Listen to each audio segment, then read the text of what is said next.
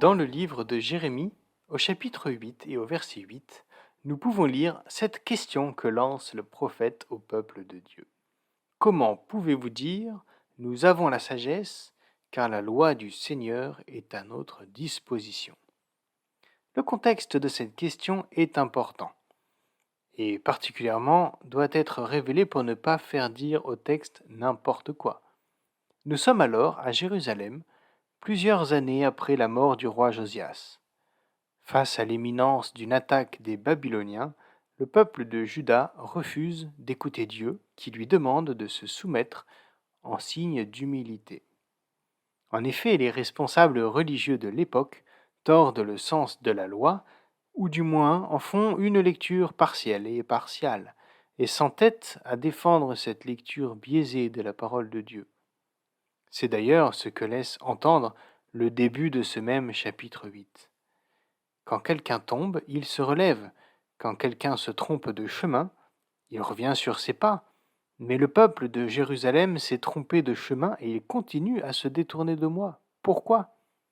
Ces gens sont attachés aux faux dieux. Ils refusent de revenir vers moi. Je les ai écoutés avec attention. Ce qu'ils disent n'a aucun sens. Personne ne regrette ces mauvaises actions. Personne ne se demande qu'est-ce que j'ai fait. Tous se remettent à courir comme un cheval fou dans une bataille.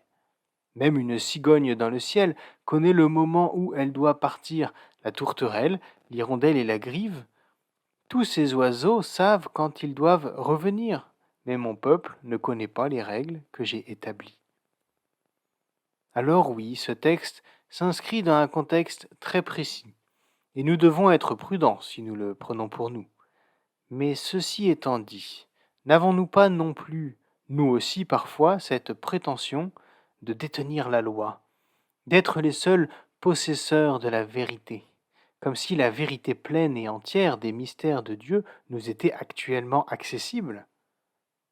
Il est bon de toujours rester ouvert, cela est essentiel, pour pouvoir nous rendre compte si nous faisons fausse route. Et si cela nous arrive, et cela nous arrivera, car nous sommes tous humains, alors que Dieu nous aide à revenir sur nos pas pour retrouver la bonne route.